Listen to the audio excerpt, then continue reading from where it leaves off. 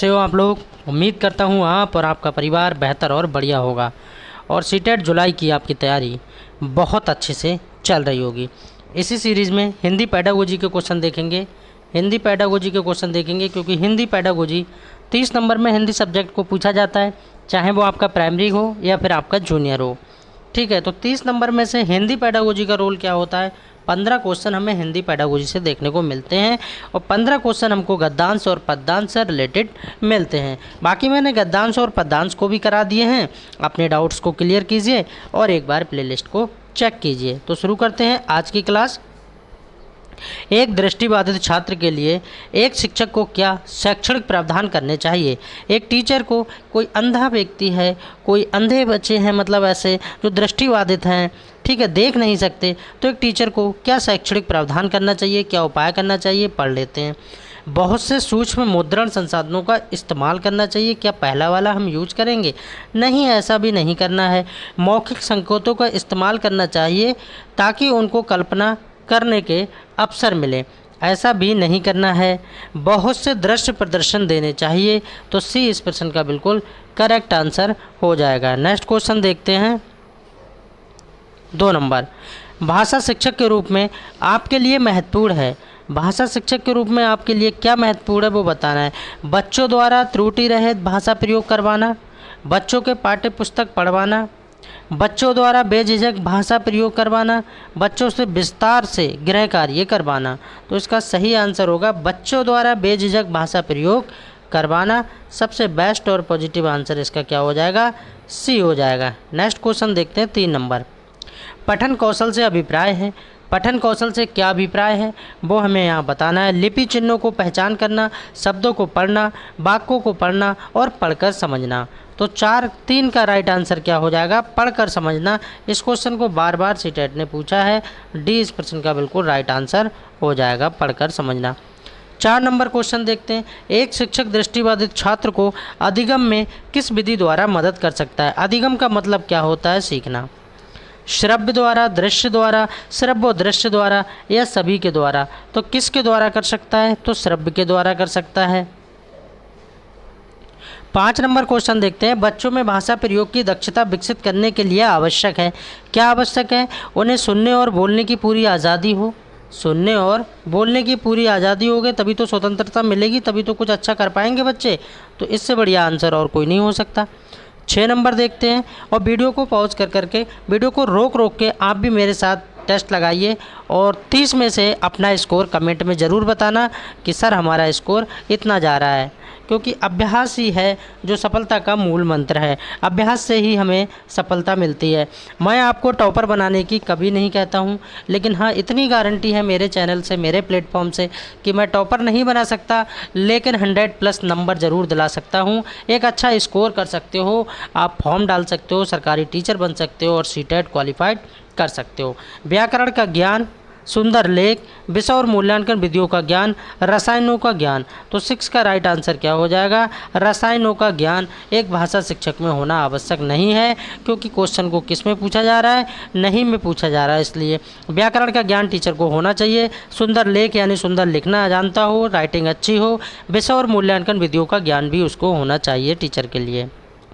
7 number question देखते हैं। गद्य शिक्षण में कठिन निवारण किया जा सकता है। गद्य शिक्षण में कठिन निवारण कैसे किया जा सकता है? चित्र दिखाकर, वस्तु को प्रत्यक्ष दिखाकर, मॉडल दिखाकर या उपरोक्त सभी।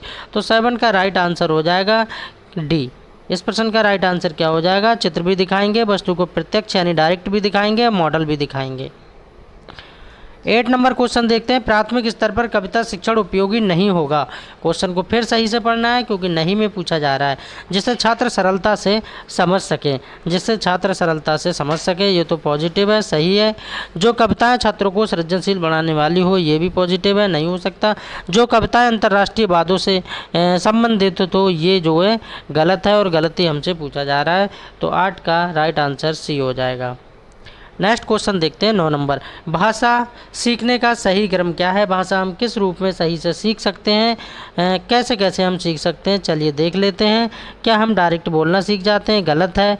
क्या यहाँ पर भी डायरेक्ट बोलना सीख जाते हैं, है ना?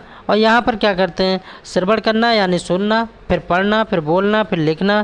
पहले क्या करेंगे? श्रवण करना, फिर बोलना, बोलेंगे, पहले सुनेंगे, फिर बोलेंगे, फिर पढ़ेंगे, फिर लिखेंगे।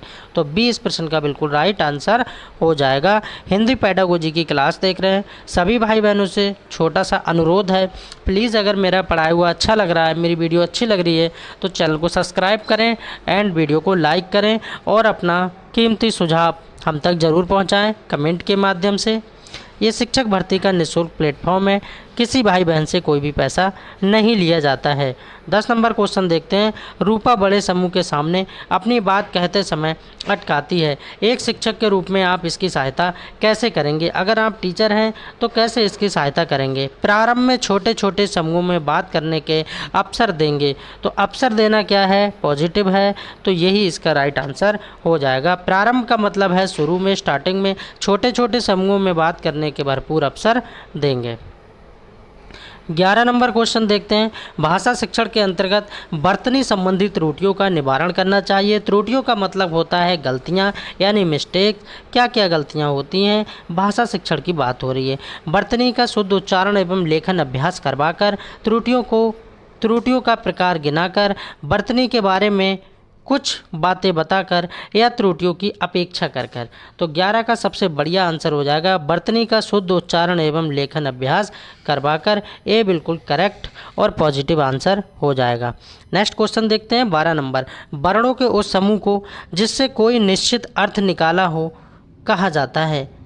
वर्णों के उस समूह को जिससे कोई निश्चित अर्थ निकल रहा हो उसको क्या कहा जाता है? शब्द या वर्ण या वर्ण समूह या वाक्य। तो उसको क्या कहा जाता है? उसको शब्द ही कहा जाता है, यानी क्या कहा जाता है? शब्द कहा जाता है। शब्द को बिल्कुल याद रखना है, पहला वाला ठीक हो जाएगा। और कमेंट में सभी लोग ज़रूर बताएंगे कि हमारा 30 में से इतना स्कोर जा रहा है, क्योंकि टाइम बहुत कम है। लगातार पढ़िए, मैं नहीं कह रहा हूँ कि मेरे ही चैनल से पढ़िए, अगर मेरा पढ़ाया हुआ अच्छा लग रहा है तो मेरे चैनल से पढ़िए, अन्य आप किसी और के चैनल से भी पढ़ सकते हैं, पर तैयारी लगातार कीजिए, क्योंकि सीटेट हर साल अपना पैटर्न चेंज करता रहता है। इसीलिए मैं लगातार आपको प्रीवियस ईयर के क्वेश्चन दे रहा हूँ, जिससे ये अंदाज़ा लग जाए, आपको पता लग जाए कि आखिर सीटेट ने कब कब और क्या क्वेश्चन में चेंजिंग की है, क्या बदलाव किया है और कब कब किया है। तो 13 का राइट आंसर क्या हो जाएगा? प्रत्यक्ष विधि, जिसे इंग्लिश में डायरेक्ट विधि बोलते हैं, है ना। आप प्रत्यक्ष मतलब इनडायरेक्ट होता है, तो इसका आंसर क्या हो जाएगा? डी हो जाएगा। 14 नंबर क्वेश्चन देखते हैं। विचार विश्लेषण का अंतिम सोपान है, लास्ट सोपान के बारे में यहाँ पूछा जा रहा है। विचार विश्लेषण, गृह कार्य, बोधात्मक प्रश्न, पूर्व ज्ञान परीक्षा, कक्षा कार्य निरीक्षण। तो 14 का राइट आंसर क्या हो जाएगा? बोधात्मक प्रश्न को बिल्कुल याद रखना है, बी करेक्ट आंसर हो जाएगा। 15 नंबर क्वेश्चन देखते हैं। लेखन और उच्चारण के लिए अनुकरण विधि उपयोगी है। लेखन और उच्चारण, बोलने के लिए और लिखने के लिए अनुकरण विधि उपयोगी है। क्या? प्रारंभिक स्तर पर यानी कि फर्स्ट लेवल पर, माध्यमिक यानी मिडिल लेवल पर, उच्च स्तर पर यानी कि हाई लेवल पर, या ऑल लेवल्स पर। तो किस इसका 15 का राइट आंसर क्या हो जाएगा? पहला वाला बहुत ही सही और सटीक आंसर लग रहा है। प्रारंभिक स्तर पर यानी कि फर्स्ट लेवल की बात हो रही है यहाँ पर। 15 का ये बिल्कुल ठीक हो जाएगा। 16 नंबर क्वेश्चन देखते हैं। निम्न में से किस विधि द्वारा प्राथमिक स्तर पर भाषा शिक्षण के उद्देश्य अर्थ ग्रहण, अभिव्यक्ति तथा सृजन शक्तियाँ तीनों के साथ साथ विकास होता है? ये कौन सी पद्धति बोलती है, कौन सी पद्धति यहाँ पर बताती है? तो किंडरगार्टन पद्धति यहाँ पर बताती है। तो किंडरगार्टन बिल्कुल करेक्ट आंसर हो जाएगा। और किंडरगार्टन पद्धति के जनक कौन है, हमें कमेंट में आप लोगों को बताना है, ज़रूर बताना किंडरगार्टन पद्धति के जनक कौन है। 17 नंबर क्वेश्चन देखते हैं। निम्न में से कौन भाषा शिक्षण के सिद्धांत हैं? जीवन से जोड़ने का सिद्धांत, अभिप्रेरणा का सिद्धांत, क्रियाशीलता का सिद्धांत या उपरोक्त सभी। तो 17 का सबसे बढ़िया और पॉजिटिव आंसर क्या हो जाएगा? डी हो जाएगा, क्योंकि ए बी सी तीनों स्टेटमेंट सही। जीवन से जोड़ने का सिद्धांत बिल्कुल ठीक है। अभिप्रेरणा यानी मोटिवेशन का सिद्धांत यानी थ्योरी बिल्कुल ठीक है। क्रियाशीलता का सिद्धांत ये भी बिल्कुल ठीक है। तो आंसर क्या हो जाएगा? डी हो जाएगा। फालतू की बात इस प्लेटफॉर्म पे नहीं की जाती है, लगातार आपको पढ़ाया जाता है, बस आप मन लगा के पढ़ते रहिए। 18 नंबर क्वेश्चन देखते हैं। समस्या समाधान यानी प्रॉब्लम सॉल्यूशन के माध्यम से शिक्षण में शिक्षक की भूमिका के बारे में क्या कल्पना नहीं की जा सकती? क्वेश्चन को बस ये वाली लाइन विशेषकर याद रखना है, कल्पना की जा सकती है, कल्पना नहीं की जा सकती है। पॉजिटिव एंड नेगेटिव को बहुत ध्यान से करना है, क्योंकि लगभग 50% बच्चे यही गलती करके आते हैं। बस क्वेश्चन को अच्छे से पढ़ना है। समस्या की स्थिति बनाना, ए में कहा जा रहा है समस्या को समझने, परिभाषित करने और बताने में छात्रों की सहायता करना। तो ये तो क्या है, ये कैसा हो जाएगा, ये तो पॉजिटिव हो गया। सहायता करना, समस्याओं को समुचित समाधान खोजने में छात्रों की सहायता करना, ये भी पॉजिटिव है।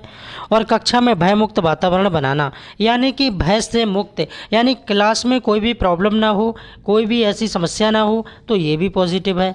अब बचा क्या, समस्या की स्थिति बनाना, ये नेगेटिव है और हमें नेगेटिव ही बताना है। नकारात्मक का चयन करना है। समस्या की स्थिति बनाना, अगर आप टीचर हैं तो समस्या की स्थिति बनाएंगे क्या, आप बिल्कुल गलत है। आपको समस्या का समाधान करना है, प्रॉब्लम का सॉल्यूशन ढूंढना है। 19 नंबर क्वेश्चन देखते हैं, भाषा अर्जन का अर्थ है। भाषा अर्जन का क्या अर्थ है वो हमें यहाँ बताना है। किसी भाषा के व्याकरण के नियमों को सीखना, किसी भाषा को अनौपचारिक परिवेश में अनजाने में ही सीख लेना, किसी भाषा को औपचारिक परिवेश में शायद सीखना, या भाषा के बारे में सीखना। तो 19 का करेक्ट आंसर हो जाएगा किसी भाषा को अनौपचारिक परिवेश में अनजाने में ही सीख लेना।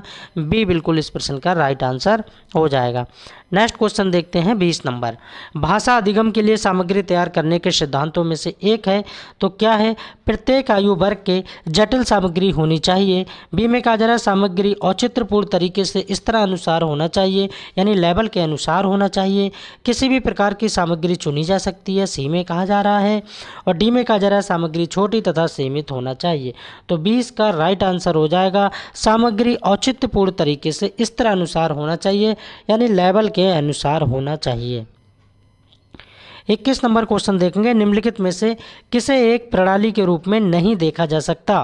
फिर क्वेश्चन को सही से पढ़ना है, नहीं में पूछा जा रहा है। विद्यालय, पुस्तकालय, मूल्यांकन, प्रशासन, किसको नहीं देखा जा सकता, विद्यालय को नहीं देखा जा सकता। निम्नलिखित में से किसे एक प्रणाली के रूप में नहीं देखा जा सकता। बच्चे की प्रथम पाठशाला क्या है, कमेंट में आप लोगों को बताना है और ज़रूर बताना बच्चे की प्रथम पाठशाला क्या है। 22 नंबर क्वेश्चन देखते हैं, निम्नलिखित में से कौन सा एक भाषा अधिगम के संबंध में सही है। यहाँ पर करेक्ट स्टेटमेंट बोल रहा है, करेक्ट स्टेटमेंट का चयन करना है। भाषा अधिगम केवल भाषा की पाठ्य पुस्तकों को पढ़ने से ही होती है। अच्छा, ऐसे प्रश्नों को हटा देना है बिल्कुल, जो केवल वाले नेगेटिव को दर्शाते हैं। जब हमें पॉजिटिव में बात हो रही है तो पॉजिटिव ही आंसर लेना है, केवल वाले नकारात्मक में चले जाते हैं तो इसको हटा दीजिए। भाषा अधिगम की गति मुद्रित एवं लिखित समृद्ध परिवेश में बढ़ जाती है। क्या 22 का बी सही होगा, हाँ बिल्कुल बी सही होगा, बिल्कुल सही होगा। विज्ञान तथा गणित सीखने के लिए भाषा अधिगम की आवश्यकता नहीं होती है, क्यों नहीं होती है, ये भी गलत है और ये भी गलत है। आंसर क्या हो जाएगा, सेकंड वाला बिल्कुल करेक्ट आंसर हो जाएगा। 23 नंबर क्वेश्चन देखते हैं, निम्नलिखित में से कौन सा भाषा अधिगम के संबंध में सही नहीं है। फिर क्वेश्चन को सही से पढ़ना है। अब यहाँ पर इनकरेक्ट स्टेटमेंट को सिलेक्ट करना है, गलत बताना है। भाषा मुख्यतः अपने उद्देश्यपूर्ण प्रयोग के माध्यम से विकसित होती है। बी में कहा जा रहा है अधिगम में बातचीत, लिखना, आकार देना और आगे बढ़ना शामिल है। और सी में कहा जा रहा है अधिगम भाषा की आकृतियों और नियमों को सीखने के द्वारा होता है। और डी में कहा जा रहा है भाषा का प्रयोग संज्ञानात्मक विकास में योगदान देता है और इसके लिए पूर्व अपेक्षित भी है। 23 का बिल्कुल करेक्ट आंसर सी वाला हो जाएगा, अधिगम भाषा की आकृतियों और नियमों को सीखने के द्वारा होता है। सी बिल्कुल करेक्ट आंसर हो जाएगा। नेक्स्ट क्वेश्चन देखते हैं 24 नंबर। 24 नंबर क्वेश्चन में क्या पूछा जा रहा है, सतत एवं व्यापक मूल्यांकन में समग्र शब्द किससे संबंधित है। समग्र की बात हो रही है संज्ञानात्मक स्तर से, सह पाठ्यचर्या क्रियाकलाप से, समग्र विकास से या शैक्षणिक क्षेत्र से। तो 24 का राइट आंसर हो जाएगा समग्र विकास से, ये भी पॉजिटिव आंसर में चला जाता है, तो सी बिल्कुल ठीक है। नेक्स्ट क्वेश्चन देखते हैं 25 नंबर, महेश्वर सूत्रों की संख्या कितनी है।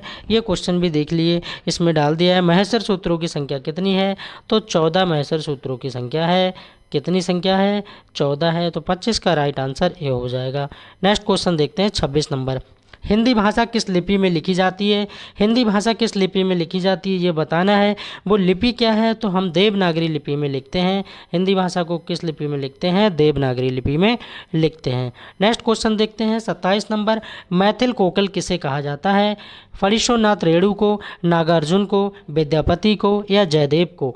27 का राइट आंसर क्या होगा, विद्यापति को कहा जाता है। क्या कहा जाता है, मैथिल कोकिल। अगर आपसे सुर कोकिला पूछ लिया जाए तब भी आपको याद रखना है सुर कोकिला। सुर कोकिला को भी याद रखना है। लता मंगेशकर जी को कहा जाता है, लता मंगेशकर को, लता जी को कहा जाता है सुर कोकिला। लेकिन यहाँ पर मैथिल कोकिल कहा जा रहा है, तो मैथिल कोकिल किसको कहा जाएगा हिंदी सब्जेक्ट के अकॉर्डिंग? विद्यापति को कहा जाएगा। विद्यापति को बिल्कुल याद रखना है और सुर कोकिला में लता मंगेशकर को याद रखना है। नेक्स्ट क्वेश्चन देखते हैं 28 नंबर। राम और लक्ष्मण दशरथ के पुत्र थे, इस वाक्य में और है, और के बारे में पूछा जा रहा है कि ये और क्या बता रहा है। और बताइए कि राम और लक्ष्मण दशरथ के पुत्र थे, इस वाक्य में और क्या है? क्या संबंध बोधक है, समुच्चय बोधक है, या कारक स्पर्शक है, या इनमें से कोई न है? तो ये क्या है? समुच्चय बोधक है। क्या है? समुच्चय बोधक बिल्कुल राइट आंसर हो जाएगा, बिल्कुल याद रखना है। 28 का बी हो जाएगा। और इस वीडियो का सेकंड लास्ट क्वेश्चन देखते हैं। लिखकर लोहित लेख डूब गया दिन मणि आहा, व्योम सिंधु शक देख तारक बुध बुध दे रहा। इन पंक्तियों में प्रयुक्त छंद बताना है, क्योंकि हमको गद्यांश और पद्यांश जो सीटेट में देता है तो उसमें हमसे क्या पूछ लेता है? उसमें छंद भी पूछ लेता है, और क्या बोलते हैं, पर्यायवाची भी पूछ लेता है, उपसर्ग भी पूछ लेता है, प्रत्यय भी पूछ लेता है, विलोम भी पूछ लेता है। उसी में ही गद्यांश और पद्यांश में ही से ही निकाल के कुछ एक दो क्वेश्चन वहाँ से पूछ लेता है। बाकी 15 नंबर आपको याद रखना है, जो कि हिंदी पेडागोजी से कन्फर्म रूप से रहते हैं, जो कि आपके IQ लेवल को चेक करेंगे कि आप कितना बेहतर और अच्छा सोच पा रहे हैं। तो यहाँ सोरठा की बात हो रही है, दोहे का उल्टा क्या होता है? सोरठा होता है। और इस वीडियो का लास्ट क्वेश्चन देखते हैं। प्रयागराज संज्ञा की दृष्टि से क्या है? प्रयागराज एक जगह का नाम है, आपको पता ही है प्रयागराज कहाँ है। संज्ञा की दृष्टि से क्या है? भाववाचक संज्ञा, व्यक्तिवाचक संज्ञा, जातिवाचक संज्ञा, द्रव्यवाचक संज्ञा। अच्छा, इसमें हटाना कैसे है? इस क्वेश्चन में हटाना कैसे? द्रव्यवाचक में क्या आ जाएगा? द्रव आ जाएगा, है ना, वेट की बात आ जाएगी। जाति कोई संज्ञा, यहाँ पर जाति की कोई बात की गई है, तो यहाँ पर जाति की कोई बात ही नहीं की गई है। अब भाववाचक संज्ञा और व्यक्तिवाचक संज्ञा में से एक हो जाएगा, तो व्यक्तिवाचक संज्ञा प्रयागराज को टिक करना है। 30 का राइट आंसर क्या हो जाएगा? प्रयागराज को व्यक्तिवाचक संज्ञा। 30 में से आपका स्कोर कितना जा रहा है हिंदी पेडागोजी की क्लास में? आप कमेंट में ज़रूर बताना। बिंदास रहिए, मस्त रहिए, खुश रहिए और एक पॉजिटिव सोच के साथ अपनी तैयारी करते रहिए।